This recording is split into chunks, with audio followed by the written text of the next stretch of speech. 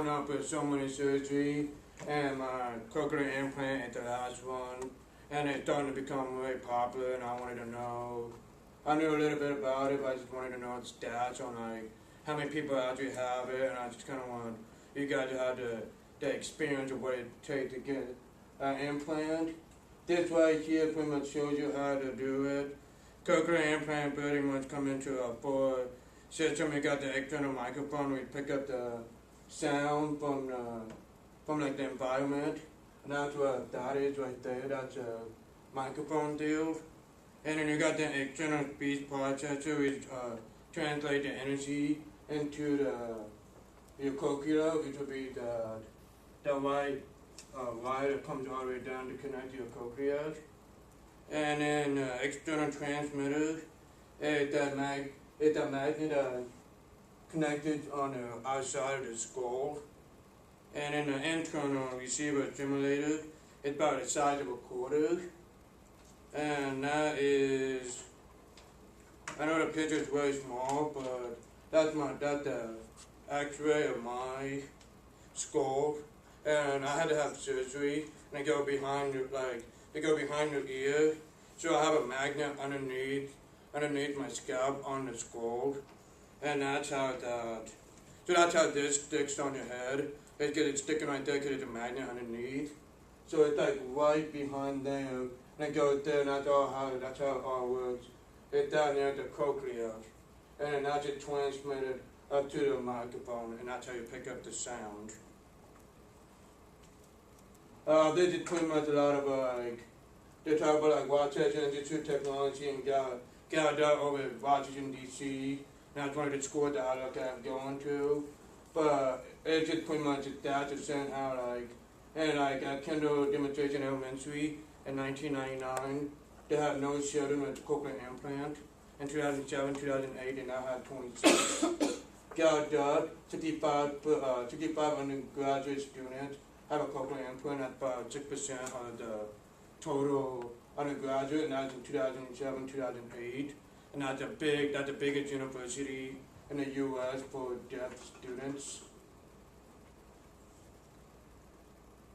And then here's just a little map that's showing like there are 49.7 million Americans with disability, and those 36 million have hearing loss. That's about almost 1 in every 10 Americans. And they said that 9 out of 10 people who have hearing loss, their parents have hearing. So it's just something that you have. It's not inherited from family. Estimated about 3 out of 100 every 1,000 children in the U.S.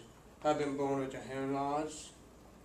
About 1 out of 5 people who can benefit from a hearing aid, which I had ever since I was little, benefit from wearing one. And only 7% of those people who are qualified for a cochlear implant are hearing with the technology today. So just because you think you're hearing deaf or whatever, it's not easy to get a cochlear implant. There's so many qualifications you have to qualify for. And then the history is Dr. House right there. He first created the device. And he created it in 1961, and he tried it on his little daughter. His daughter was deaf. I don't know if that's her or that's just a little girl, but that's how he created it, and he figured out how to do it, and he tried it on his little daughter, and that's how he knew it would work. But when he created it in 1961, it was immediately turned down till 1984, where it was accepted by the Food and Drug Administration. So it hasn't been around since '84. And my personal view for this is because, like I said, only 7% of the people might get the cochlear implant. But I was first introduced at 16, and I was just gone through so many surgeries with my heart, and I didn't want to face another heart surgery. And I just immediately turned it down, but my parents were always pushing me to do it. So later on, I had to go to many meetings and counseling just to see if I can be qualified. And not only did she qualify, but I also had to ask health insurance to see I was also qualified for them to help. And it's not it's not a 1 month or 2 month thing. It's about a year and a half with all these counseling. I go out to Boys Town in Omaha, and I go almost, with the counseling and everything, I went out almost every month. I missed quite a bit of school my sophomore year. Then I ended up having surgery in 2011 during baseball season on my junior year. Right after that surgery, I couldn't play baseball for that season. But after that, I had to have rehab, and rehab is not really fun at all.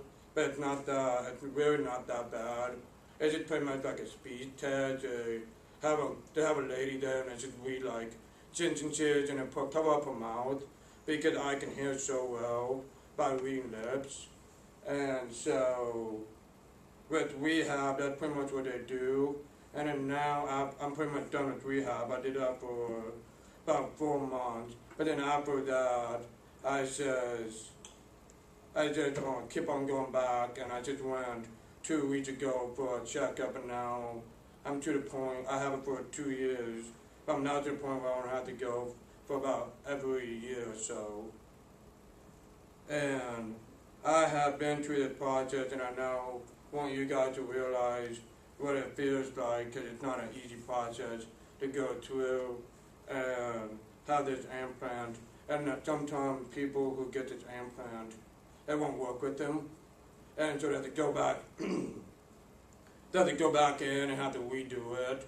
And I already went through it once, and I know I didn't have to redo it, and I did it pretty well. And I went from understanding 40% of my spoken language without before, where I just had my hearing aid, not without reading lips. I went from 40% to 85% without reading lips, and that's with my cochlear implant. And that was my latest update on that last meeting I just had. So that's my story with the cochlear implant.